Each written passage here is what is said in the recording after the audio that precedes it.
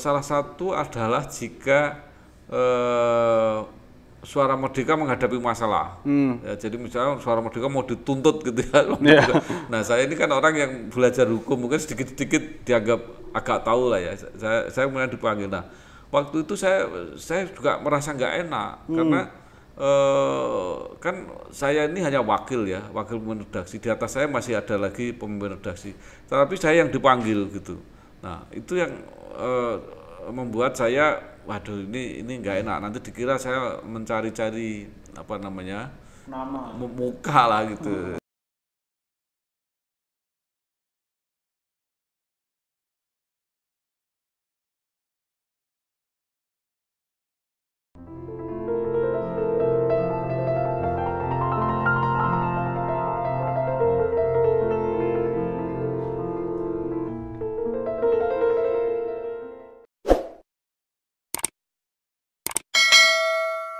Assalamualaikum warahmatullahi wabarakatuh. Kembali bersama saya Bambang GR Sadono dalam serial autobiografi Bambang Sadono, wartawan, guru, dan politisi. Dalam buku Bambang Sadono, Pekerja Keras dari Blora yang terbit tahun 2006, halaman 465 hingga 469, ada wawancara dengan Haji Insinyur Budi Santoso yang pernah menjadi pemimpin umum Harian Suara Merdeka. Berikut beberapa petikan wawancaranya. Saya bergaul dengan Bambang Sadono di Suara Merdeka cukup lama. Dia masuk Suara Merdeka di Semarang mulai sebagai reporter kota. Dan sayalah yang mensupport dia karena saya tahu dia termasuk yang cukup potensial. Setahu saya, dia juga aktif di koran kampus. Di perusahaan yang saya pimpin waktu itu, ada polisi bahwa sedapat mungkin karyawan atau wartawan Suara Merdeka ikut aktif di dalam organisasi-organisasi kemasyarakatan. Karena polisi itulah saya mendorong Bambang supaya masuk KNPI. Pada perkembangannya kemudian, karena dia memang cakap berorganisasi, maka saya tidak ragu lagi untuk mendorongnya masuk Golkar. Nah, Bambang pernah aktif di KNPI itu sebelum Golkar Iya. ini. Jadi banyak yang sekarang juga bertanya-tanya apakah saya pernah di KNPI gitu ya. Jadi itu tadi persis seperti yang dikatakan Pak Budi pada waktu itu. Jadi wartawan itu selain keterampilan jurnalistik itu kan harus punya keterampilan berkomunikasi, memelihara jaringan, kemudian juga harus punya kemampuan untuk berinteraksi dengan masyarakat. Iya. Nah, kalau kita hadir di kelompok-kelompok masyarakat itu tentu akan lebih mudah, memudahkan tugas Sebelumnya mungkin bisa dijelaskan KNPI ini apa? ya, KNPI itu adalah organisasi kepemudaan waktu itu, Oh, namanya Komite Nasional Pemuda Indonesia. oh Jadi iya iya. setiap provinsi, kabupaten ada sampai yang di tingkat pusat. Nah, disitulah saya ketemu dengan Pak Cahyokumolo. Nah, jadi Pak Cahyo itu sebenarnya kuliah sama-sama sebenarnya di Fakultas Hukum Ya. Universitas Diponegoro, tapi karena berbeda angkatan, kalau nggak salah lebih dulu Pak Cahyo setahun atau apa gitu ya, atau saya lupa, karena waktu itu saya angkatan kan ada angkatan pagi, ada angkatan sore. Jadi sebenarnya kuliahnya satu satu tempat, satu kelas, Fakultas Hukum, tetapi baru deket ya setelah di KNPI itu. Oh, Pak Cahyo aktif di KNPI, saya kemudian juga di situ ya, dekat KNPI Jawa daerah, Tengah, oh Jawa kan, Tengah. kan Jawa Tengah.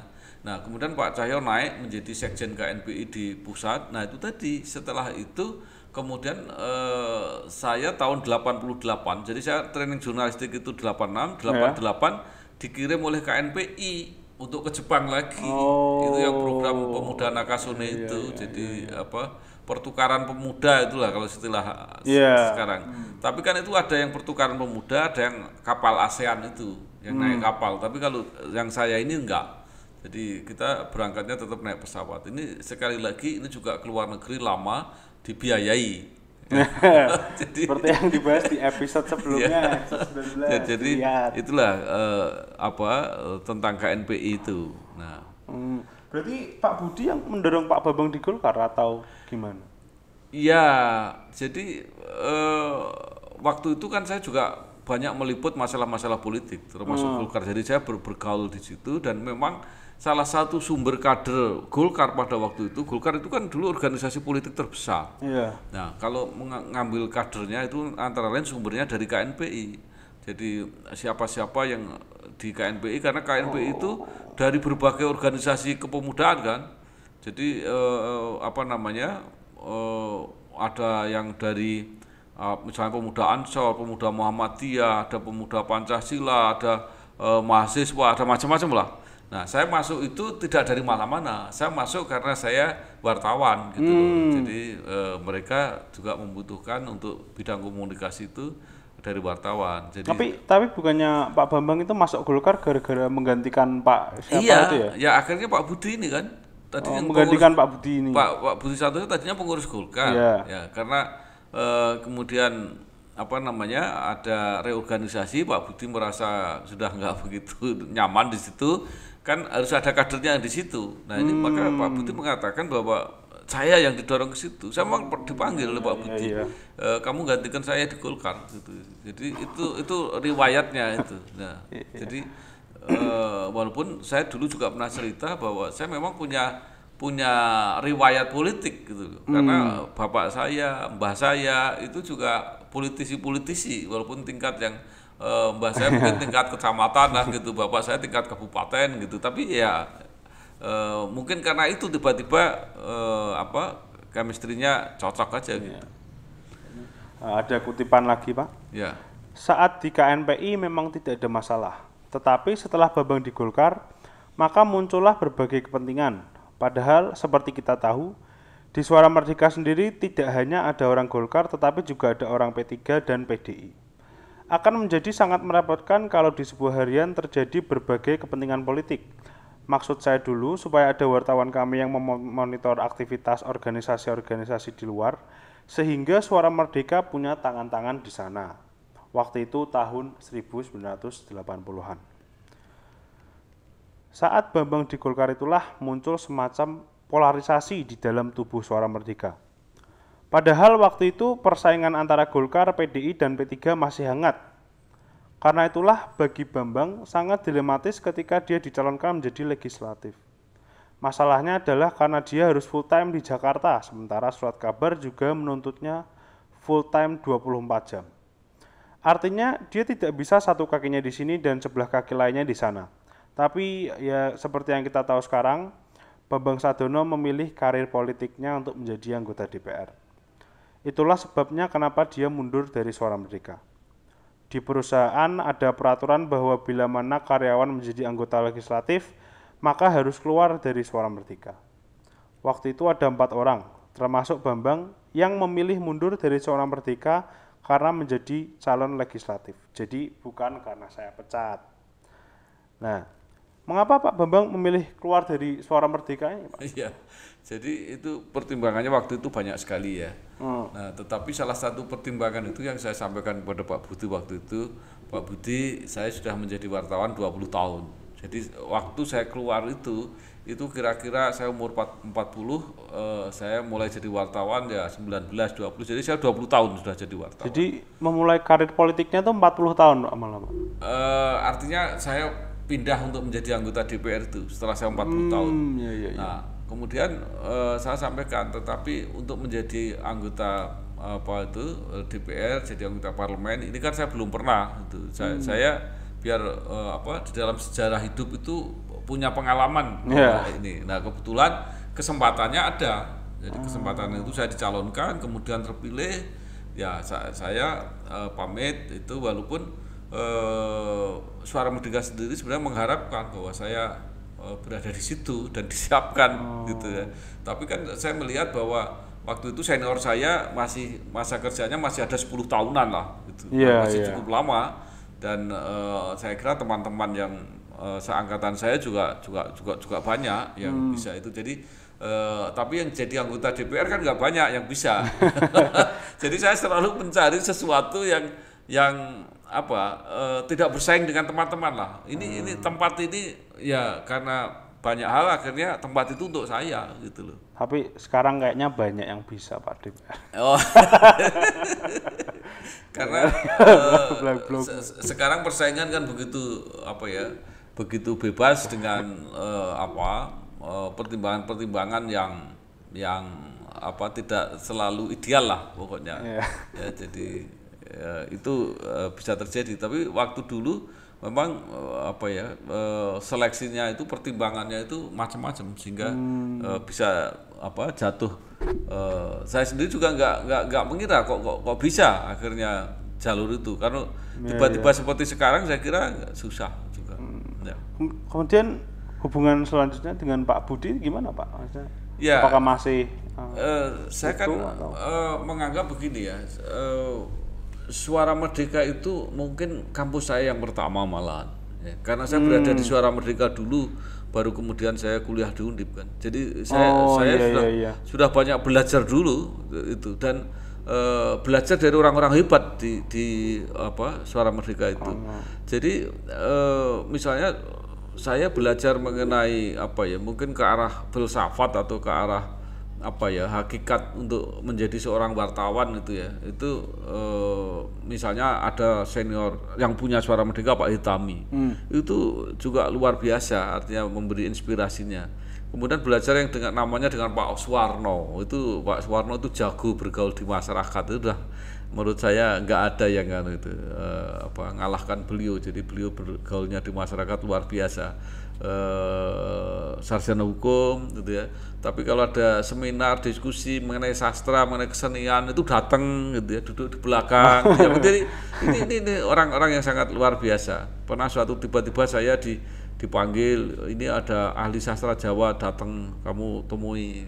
Jadi artinya beliau itu bergaul dengan banyak pihak. Kemudian ketemu Pak Sutrisna itu ya, yang orang disiplinnya luar biasa gitu ya. Ketemu ada tokoh senior juga di Suara Merdeka namanya Pak Wahyudi.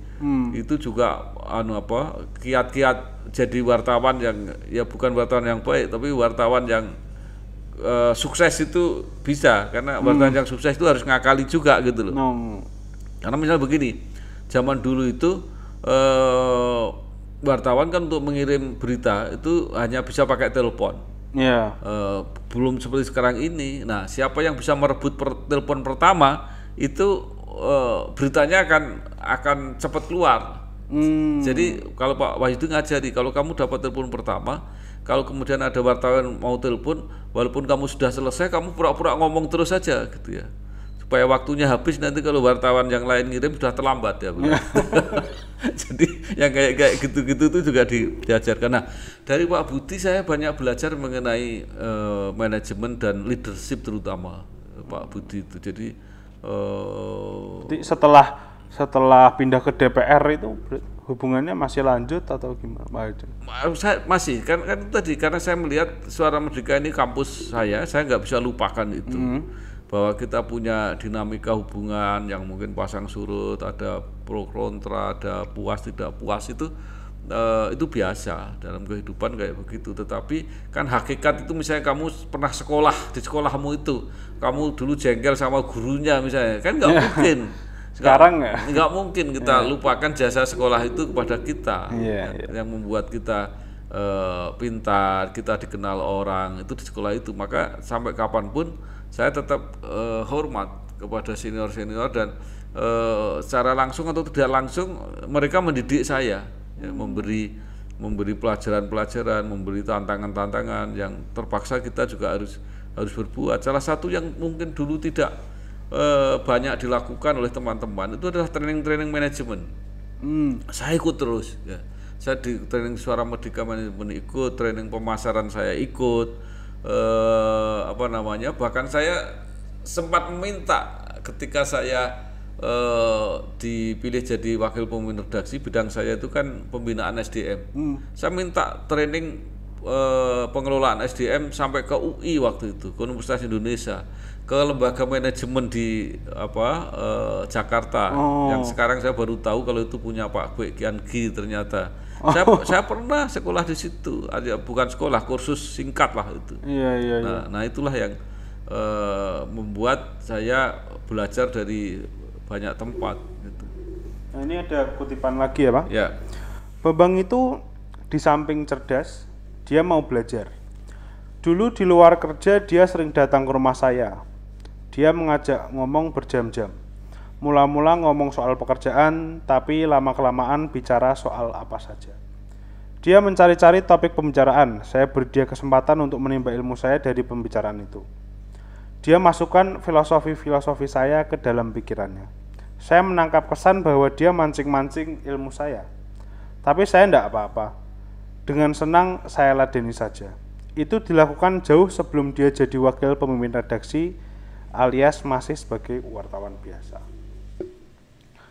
Saya masuk Suara Merdeka ketika usia saya baru 27 tahun. Saya menjadi wakil pemimpin umum di dalam Suara Merdeka sendiri. Waktu itu terlalu banyak yang senior. Yang di atas 40 tahun lebih banyak ketimbang yang di bawahnya. Saya amati satu demi satu profil karyawan dan anatomi mereka untuk menengarai siapa di antara mereka yang punya potensi.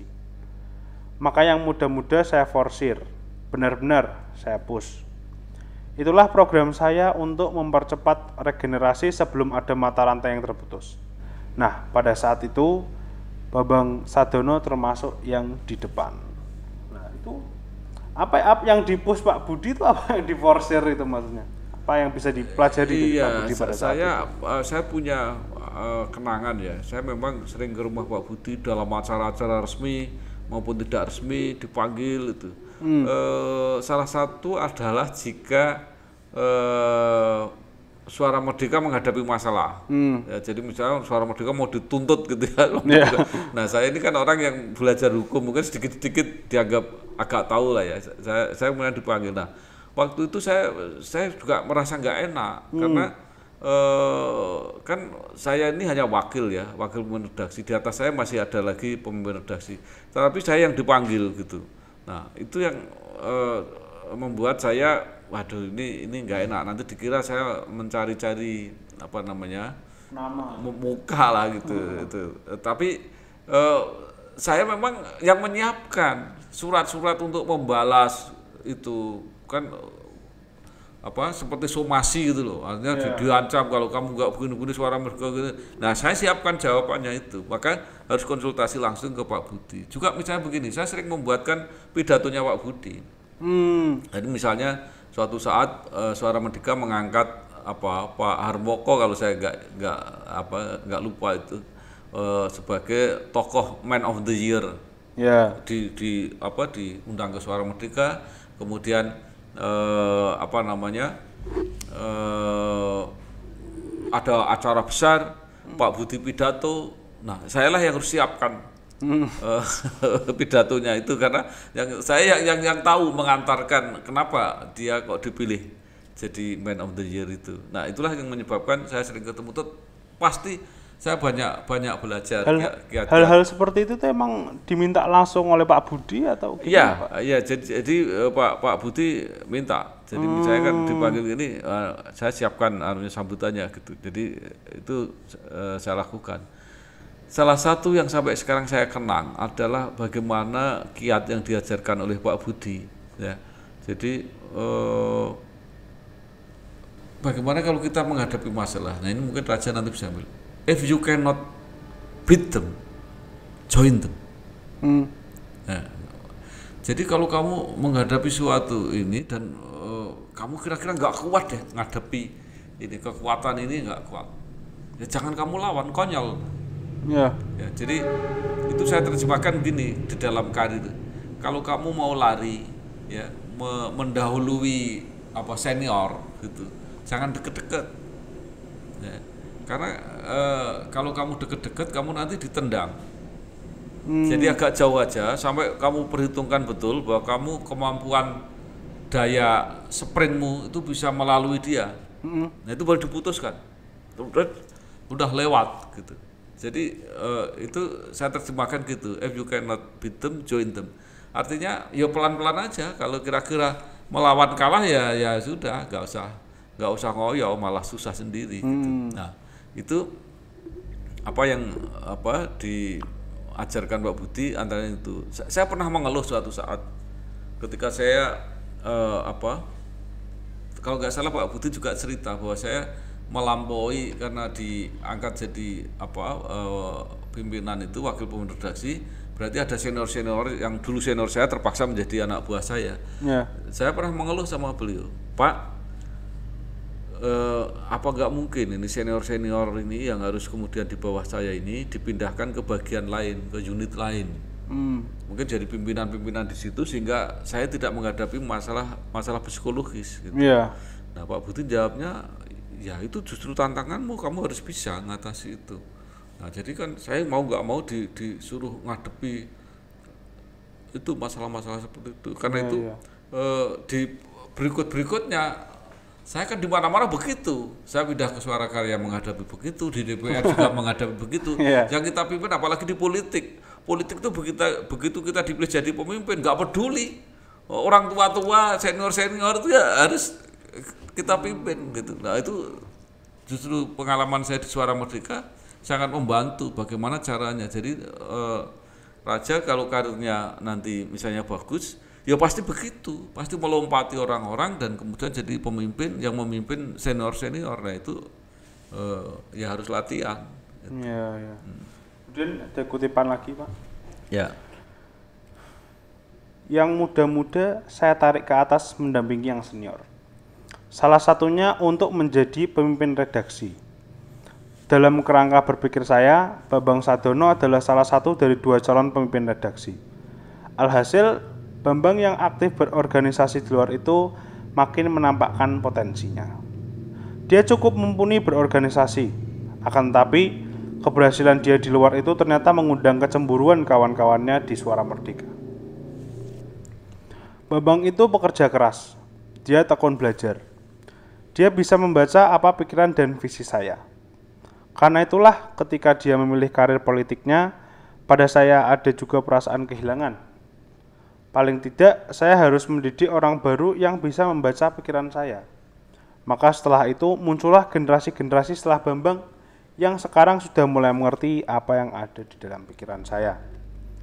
Kalau saya ditanya apakah kecewa dengan mundurnya Bambang, ya saya menjawab kecewa, wong dia itu potensial. Tetapi organisasi yang baik harus siap kehilangan 1 orang. Itu masalahnya, dan saya sudah menyiapkan kader yang lain. Waktu itu wakil pemimpin redaksi dijabat 2 orang, Bambang Sadono dan Sasongko Tejo. Jadi ya Sasongko itu yang sekarang menjadi pemimpin redaksi. Nah, ini berhubungan dengan pertanyaan selanjutnya. Apa kesan Pak Bambang Sadono terhadap Suara Merdeka sekarang dengan setelah keluar? Iya, saya tetap aja tadi yang sudah saya sampaikan bahwa saya tetap menganggap ini suatu kampus yang membesarkan saya. Saya juga memberikan apa yang saya bisa. Ya. Jadi misalnya salah satu adalah tugas saya membenahi SDM itu waktu itu baru saya sadari akhir-akhir ini, bahkan sekarang ini saya kadang-kadang merenung kenapa sih saya ditugasi itu. Ternyata yang harus saya lakukan itu adalah mentransformasi dari sistem perusahaan keluarga. Jadi dulu Suara Merdeka itu kan didirikan oleh Pak Itami. Jadi Pak Itami memimpin langsung unit terpenting di perusahaan surat kabar itu unit redaksi, berada di situ. Nah ini kan personal sekali. Nah, ketika Suara Merdeka menjadi besar, ini kan harus ditransformasi menjadi satu sistem yang modern. Dan disitulah saya menata itu. Mulai ada job deskripsi, ada skema alur penugasan, kepemimpinan. Itu semua saya nata seperti itu. Sampai ke evaluasi, menilai bagaimana karya wartawan, bagaimana cara menghargai. Nah, itulah yang saya lakukan, dan itu kelihatannya menjadi model, karena ketika saya belajar di LPPM di Jakarta itu nggak ada koran yang sudah mempunyai sistem manajemen yang bagus seperti itu. Yang ada adalah perusahaan-perusahaan, misalnya perusahaan minyak itu ada. Kemudian perusahaan-perusahaan kayu itu ada. Kasus-kasusnya kita belajar itu, tapi nggak bisa belajar dari kasus media perusahaan media. Maka saya kembangkan sendiri, dan itulah mungkin yang sekarang masih berkembang di mana-mana. Nah itulah yang kesan saya. Tapi saya juga melihat bahwa Suara Merdeka itu sebenarnya filosofinya itu sangat kuat. Kemudian ajaran-ajaran jurnalistiknya juga sangat kuat, karena itu suatu saat yang masih menjadi mimpi saya itu adalah bagaimana memberi penghargaan karya-karya jurnalistik dengan nama tokoh Suara Merdeka, yaitu Pak Haji Tami itu menurut saya. Karena dulu pernah PBI memberi penghargaan namanya Hadiah Adinegoro, itu juga menggunakan nama wartawan. Yeah. Ini menurut saya ini perlu itu nama itu diabadikan, karena itu saya pernah memprovokasi supaya ada buku tentang Haji Tami, dan itu ada sekarang. Jadi Suara Merdeka punya kenang-kenangan juga itu dari saya, itu yang bukunya Pak Itami itu. Ya. Iya. Dan ini ada kutipan lagi, Pak. Memang ada sejumlah fasilitas lebih yang didapatkan, soal sekolah ke luar negeri misalnya.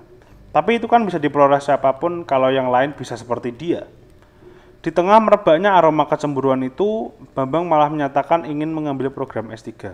Saya bilang, nanti dulu. Kamu baru saja pulang Lemhanas, nanti saya dikomplain sama yang lain. Dia tetap dapat fasilitas dari perusahaan, tetap dapat gaji. Sementara selama di Lemhanas itu dia tidak bekerja. Saya katakan kepada yang komplain bahwa hasil Lemhanas itu nanti untuk Suara Merdeka juga. Tujuan saya di dalam meningkatkan kemampuan wartawan itu untuk memberikan kontribusi kepada Suara Merdeka alias bukan menganak-emaskan. Selama di Suara Merdeka, dia tidak pernah membuat saya kecewa. Masalahnya ya cuma tadi itu, dia selalu mengundang kecemburuan dan iri hati teman-temannya yang pada akhirnya melahirkan berbagai komplain ke saya. Itu saja. Sebenarnya kalau dia bisa berkoordinasi dengan baik, yang begitu itu juga tidak akan terjadi. Mestinya dia akan mendekati dan membaiki orang-orang yang menaruh cemburu terhadap dia sebagai upaya untuk meredam. Itu tidak dilakukannya. Kalau dia sudah melangkahi seniornya, seharusnya dia baik-baik sama yang dilangkahi toh. Tidak ada argumen lain bagi saya untuk meredakan kecemburuan itu. Saya selalu bilang bahwa semua demi korporat. Sekarang kami sama-sama di Senayan, sama-sama anggota MPR, dia dari Golkar, saya dari DPD Jateng, hubungan kami masih tetap baik. Tidak ada yang berubah. Kalau manggil dia, saya seperti dulu, Bang, gitu saja. Dan dia terhadap saya masih sama pakai bahasa Jawa halus, inggih, begitu. Nah ini setelah cerita yang panjang ini, kesan apa lagi yang ingin ditambahkan Pak Bambang? Jadi ini Pak Budi sebenarnya tentunya ini ceritanya agak expired ya ini. Ya, bagian terakhir yang di Senayan. Iya, artinya Pak Budi kan pernah menjadi anggota DPD juga sebelum saya di situ. Pak Budi dahulu. Itu ada kisah yang menarik sebenarnya. Pak Budi itu sebenarnya nggak tertarik itu, nggak pernah menyadari bahwa dia perlu jadi anggota DPD.